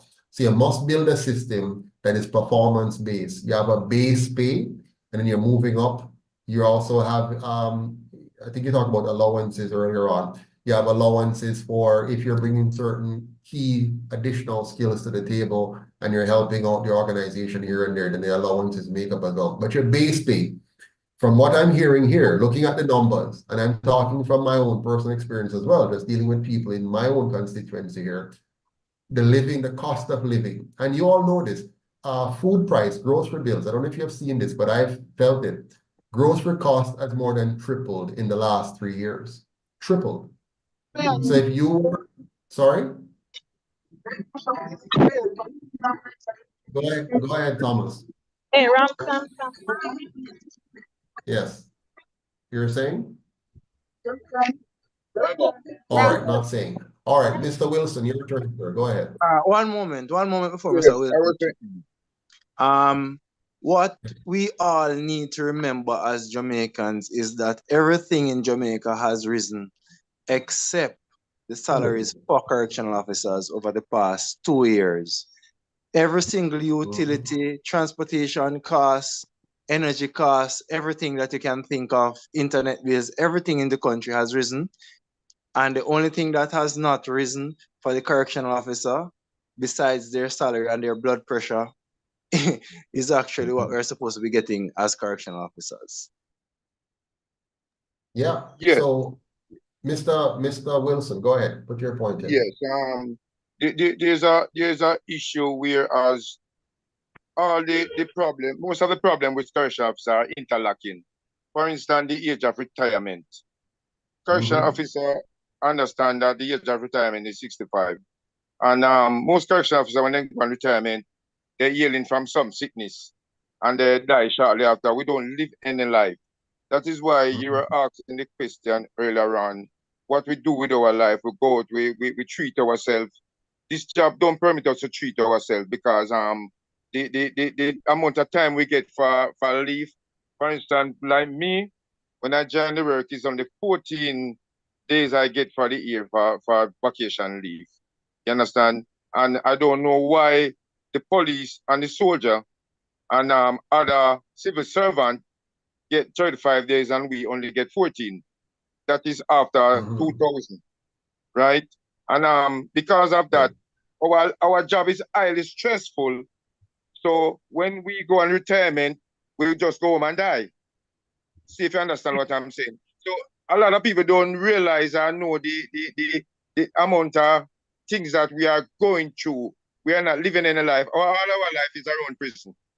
After that, we go home and we sick and we die. It's simple as that. Wow.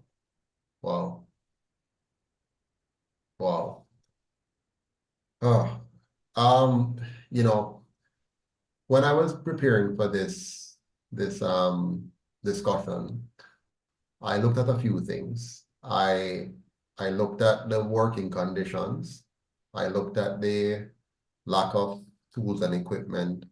I looked at the salaries and allowances comparatively. I looked at the issue of holiday and weekend work and overtime pay. And I said to myself, is this the forgotten element of the public service? Is this the area where out of sight, out of mind? Because as somebody said, you're behind the high walls and you're not in the news very often. We don't hear much about you in the news. So I think our politicians are taking advantage of the fact that you're not a very visible public service. very valuable, very important, but you're not very visible. So I think we have to change the visibility by creating a little bit of stir. I think you're well said, sir. We are the forgotten group. Yes. Put it that way. They're forgotten group. And we have to change that. People need to understand that when correctional services workers don't show up. Patterson. Yes. Yeah, let's bring the discussion to beyond just similar refuse and you get to vote award them. Forgive me, I didn't hear you clearly. Could you repeat for me? Bring this discussion to refuse or Dion Jackson will get to vote award them. Well, I can assure you that they're watching right now. They just don't normally report on anything that the UIC wants them to report on, but they're watching. But what we're going to do now, we're going to do more than that. Earlier on, you asked me, what will we do? You know, people come and chat all the time and don't do nothing. Well, we're going to change that. The Jamaican people have to understand that when correctional workers don't show up for work, all of us are unsafe. I understand that recently there was a case where about 30 or 35 officers didn't show up for work, and that put a significant strain on the system. We do not want that to happen. We want correctional officers to show up to work because it's a safety issue. It's a very important issue that we protect. That's for one institution. That's for one institution. Yeah, that was just for one, yes. So what we want to do is to make it very clear to the government, and somebody say I shouldn't call them the government because they're kind of fraudulent, to be honest. Many Jamaicans don't know this or think about it, but we don't actually have a government of the people, by the people, or for the people. We have some persons who have hijacked our government. They're heavily funded by the PSOJ oligarchs to buy votes and to trick us every 4 to 5 years and get themselves into office and then utilize that position to use our tax dollars to feather their nests, to make themselves wealthier while pretending to be working on behalf of us. And you know, they're big on calling themselves the lovers of the poor, and they maintain a lot of poverty. So we, the people, now have to do something very differently, very different. And so tonight begins the mobilization of the over 2,500 correctional officers. And we're going to make it very clear to those in power, those who sit in the seat of government, that as of today, correctional officers will no longer take this sitting down. We're now going to change our approach, your approach, and we're going to insist, demand that the government takes action now to look at and address. Please look at and address your wage situation. I don't know what the unions are doing, but I think based on tonight's discussion, we're seeing here where somewhere in the region, the park of 250 to 300,000 after taxes is the minimum that we're all here prepared to accept as, you know, appropriate for correctional workers. So on the platform here now, we're just going to do a very basic poll, all in favor of a pay rate of between 250 and 300,000 net as the starting pay for a correctional officer.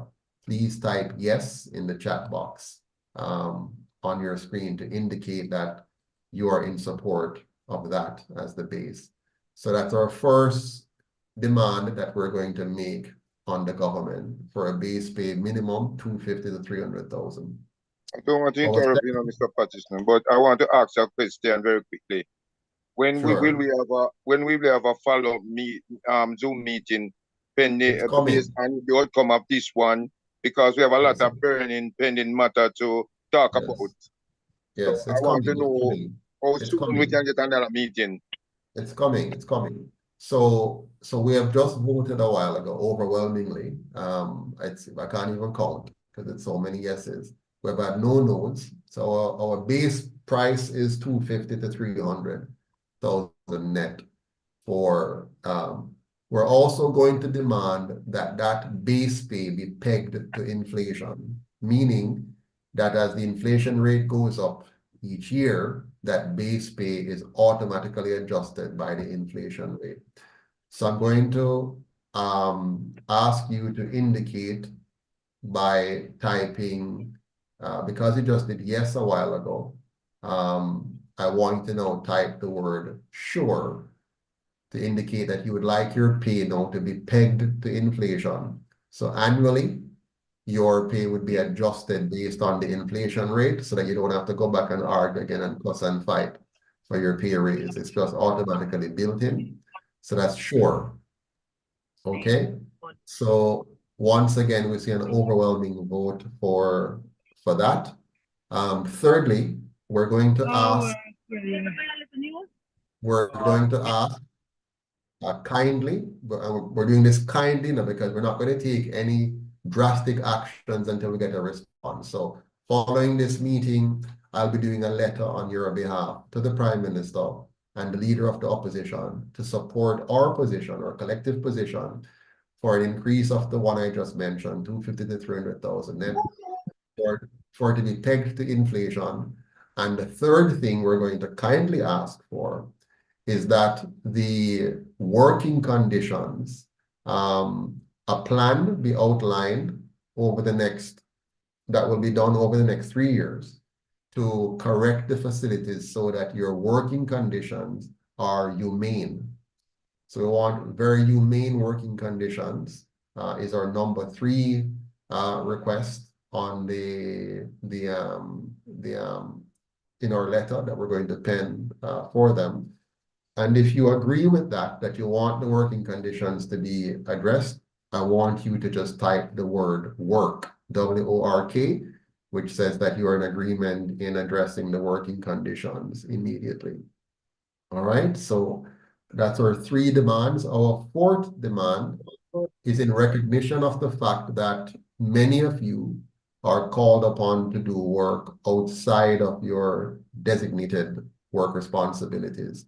So whenever you have to work outside of your job, your base job description, including any technical work, that your allowances be no less than that of the police and the army personnel, and at least 50% of the tradesmen in industry that work in those capacities. So no less than the army and the police, and no less than 50% of the average for the tradesmen in the field for those work, whether it's masonry or plumbing or electrical or any kind of, technical work that you have to do. So your allowances must be brought up to that level. If you are in agreement with that, I want you to type in the space allowance. Yeah, ALLOWAS, WANCE rather, allowance. So type allowance, wonderful. So again, we don't have any objections to those. The 4th requirement that we're going to make, which is critical, we're going to demand in our letter to the Prime Minister, the Leader of the Opposition, and all members of Parliament and senators, and we're going to send this to all the news media agencies, and we're doing so kindly. So we're not going to take any drastic action. We're asking for these things to be met immediately in writing.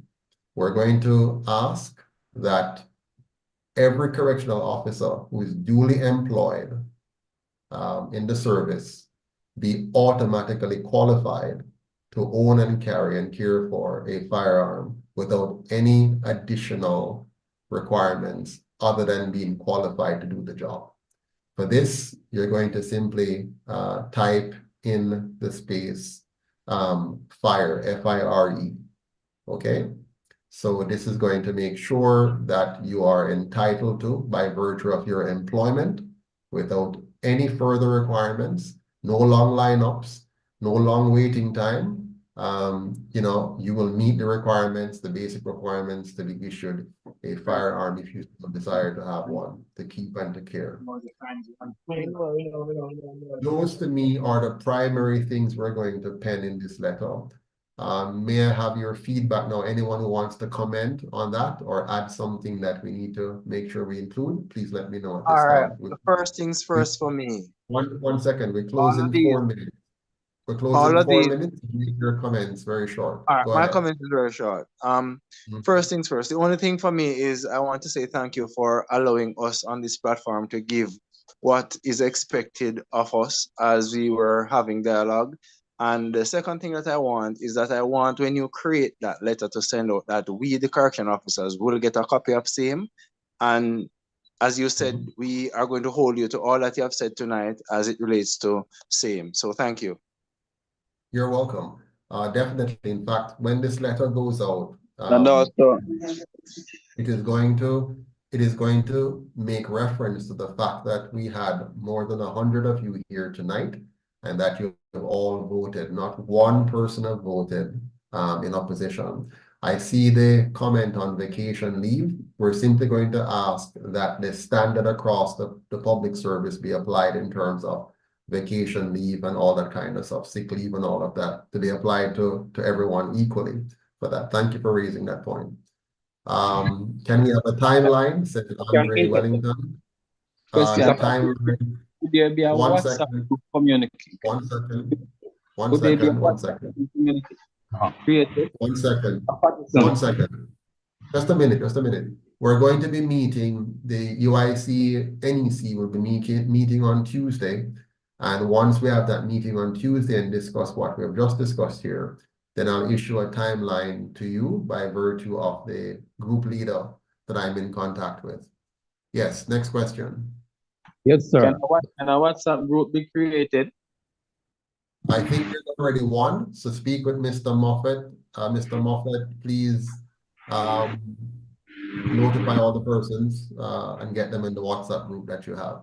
Please. And when you're creating these Zoom meetings, please allow the number to be extended because more than 300 persons could not get on. Right. I'm so sorry to hear that. I did ask for it to be open. Ms. Chakanowski will work on it for the next meeting. Thank you so much for that. Anyone else? Yes. I would like to say something. Yes. All right. I joined late, right? So I don't get the UIC, what is it meant? Sure. And no problem. What form of representation do they provide? Because going forward, we want to know that we have solid representation, not just to come and meet here, but in the whole space, the representation is here. So for every nook and cranny of the organization, the representation is really existent, where we can feel it every day we go to work. So I would just like to explain for me, what form of representation do you provide and how visible will you be and what force are you to reckon with? Thanks. Thank you very much, Mr. Howell. The UIC is Jamaica's third officially registered political party. Since the new law that came into effect in 2017-18, requiring political parties to be registered, after 2018, we only had 2 registered political parties by law, which were the 2 traditional parties that you're familiar with. The UIC went through the arduous process, and on December 2nd, 2019, became the third official registered political party. I'm the founder. Dr. Coretta Brown Johnson is the interim president at the moment. I'm chairman, and we have a board of directors consisting of some 11 other members. We're currently fielding candidates across all 63 constituencies. Only 6 of them have been named so far. We're still looking for more candidates. It's very difficult. We've had over 150 applicants, but it's a very careful process of vetting and making sure that the persons we select to represent the movement actually have the skills and competences. They must be leaders. They must have managerial experience. They must have the requisite qualifications, not just in terms of paper qualifications, but the ability to represent people in the same way that you'd expect a lawyer to represent you. We're also looking for counselor candidates. Again, we had 150 applicants, but not everyone fit the bill. So we're still going through the process of that, of getting those fully vetted. The UIC is a rights-based political movement, which means we're very focused on protecting your individual rights and our collective sovereignty. So you always hear us talking about protecting your right to your life, your liberty, and your property. And one of those rights is, for example, the right to bear arms, to be able to protect yourself. Another one is the right to the lands of Jamaica. The lands does not belong to the government nor to the crown. The lands belong to you. So no authentic Jamaican should actually be buying land to build a house, because it is your right to own the land, and that should have been bequeathed to you after your ancestors were denied the same. So we're in a process of making sure that when we're elected to government, we have a transition away from crown and government lands into your hands, so that you will have the ability to live a comfortable life owning a home. We believe in home ownership, so we're going to make sure the price and cost of homes are brought down to match the fact that we want more than 98% of Jamaicans to be property owners, homeowners. So we're going to shift the model away from what now exists. We also have an issue with the education system. We believe that you need a system that empowers the person to be successful overall, not just to find a job. So we have a system focused on developing your understanding of self, understanding of relationships, and understanding of money. If you understand those three things and then you have the technical competencies with it, you can do very, very well. So we're going to liberate the minds of our people, as Marcus Garvey said, so you can liberate the man and the woman completely. There are many other things in our policies, like the governance model, where we want a non-partisan constitutional republic, one where you have proper checks and balances, so you don't have the kind of corruption you're seeing here today. One where you have an elected president, you have elected senators. The MPs must live in the constituencies that they represent. There's a 100% publicly funded campaign, so that, when it comes on to campaign financing, the rich and powerful doesn't get to control our politicians, but rather the people. So we have a complete manifesto that addresses all of the core needs of the Jamaican people. And so you'll see more of that. Go through our website at uicjamaica.com and sign up so you can get information sent to you on a regular basis on what we're doing and how you can make a difference. But tonight is really about you.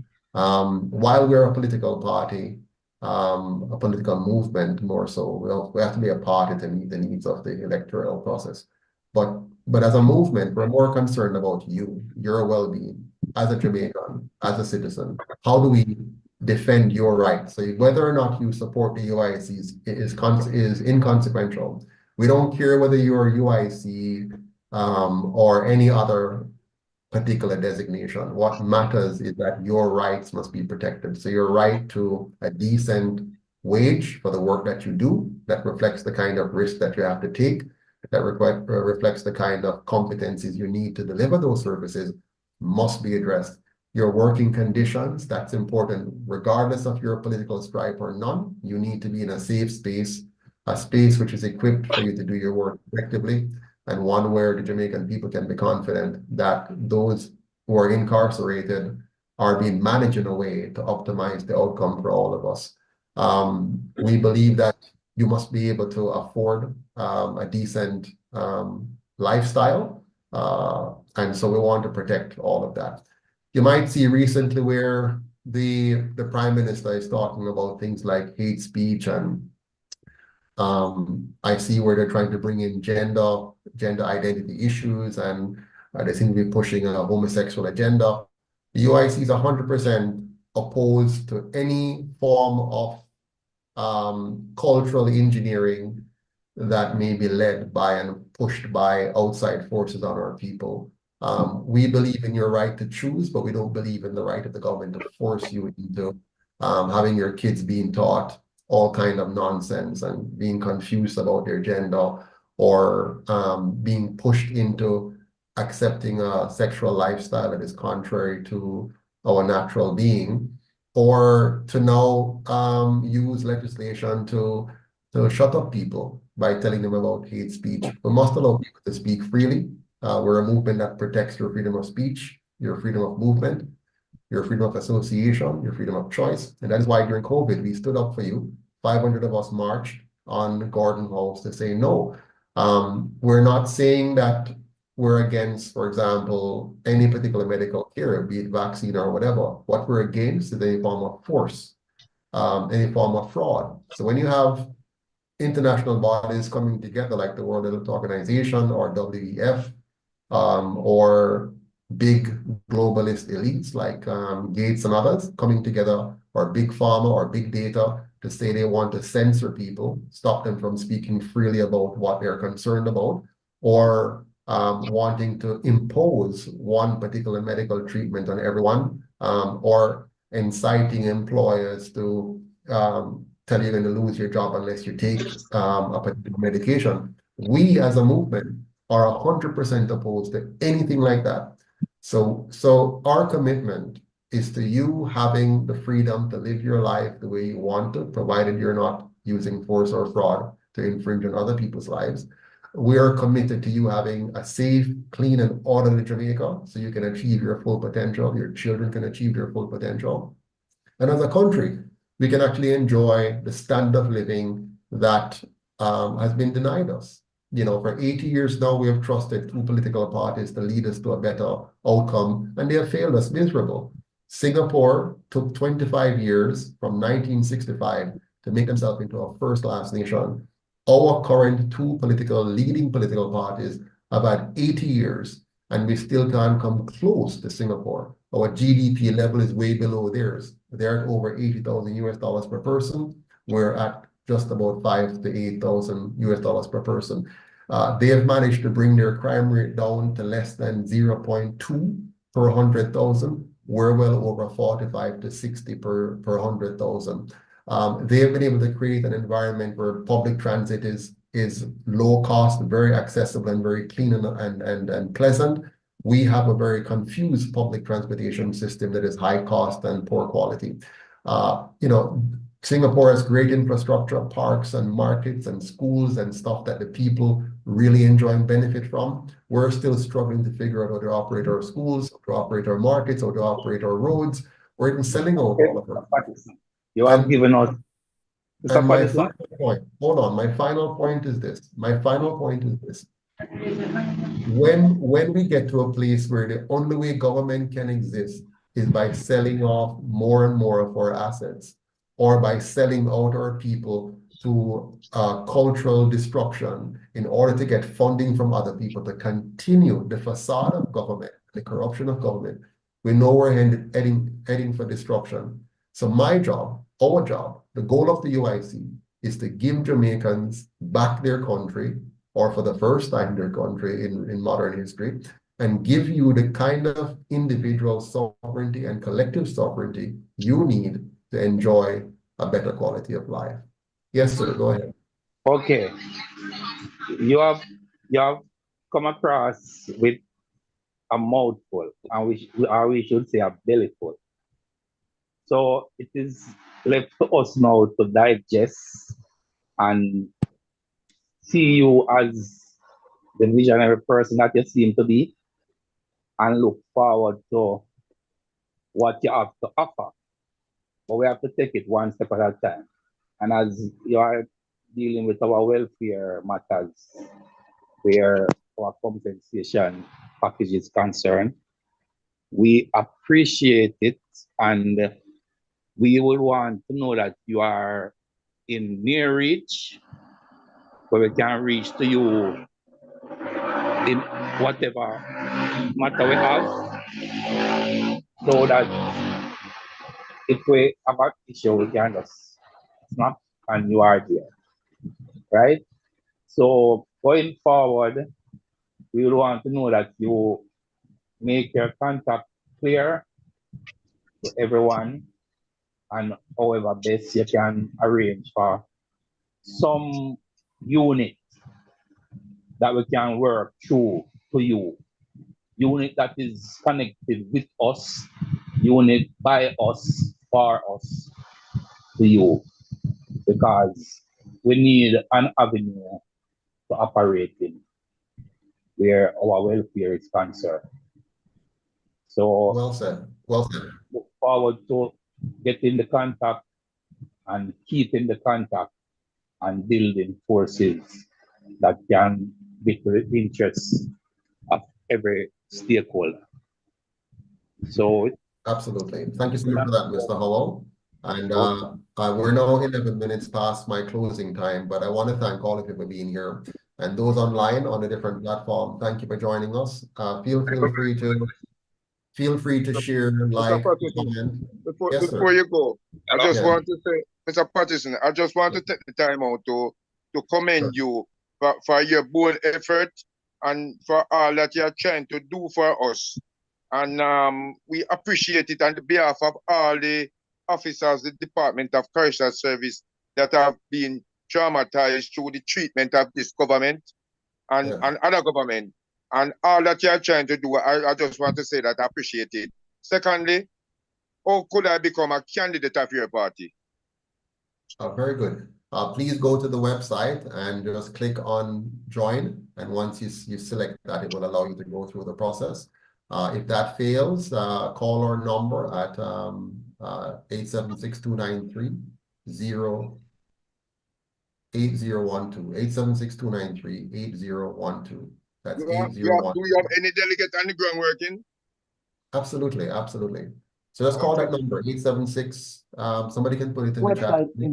Somebody put it in the chat so that I can get it. Put it in the chat, Ms. Williams or Ms. Chakanowski, 876-293-0812. Or Naika, the other number as well. But friends, it's a pleasure talking to you. And I don't want us to make this just about politics, to be honest.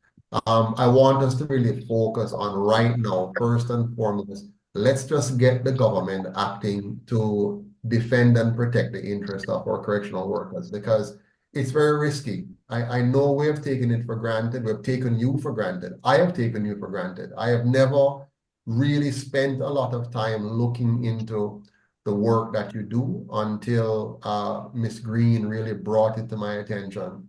At first, I was more focused on the police side of things, but thanks to Ms. Green and Mr. Moffett and others, you have given me a better appreciation. And now what I want to do is for us to move quickly and swiftly to just address your issues. We can get back to the politics later, but let's quickly address your issues and get your pay grade up and get your working conditions.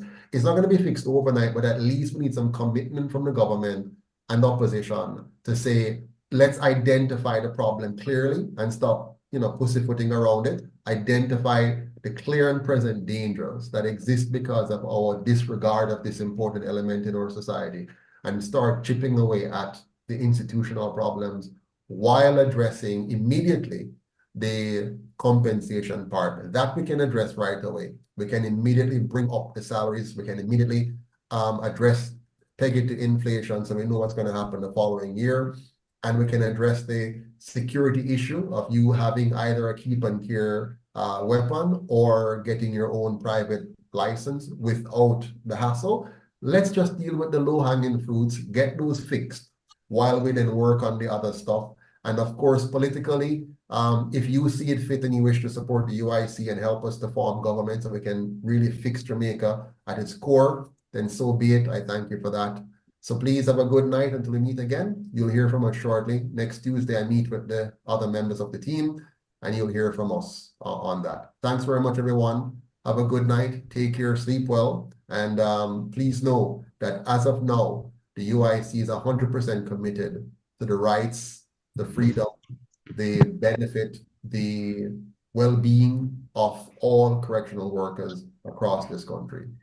Thank you very much, sir. I'm looking forward to more mouthful like that. All right, man. Take care. All the best. Thanks, everyone. Have a good night. Everyone.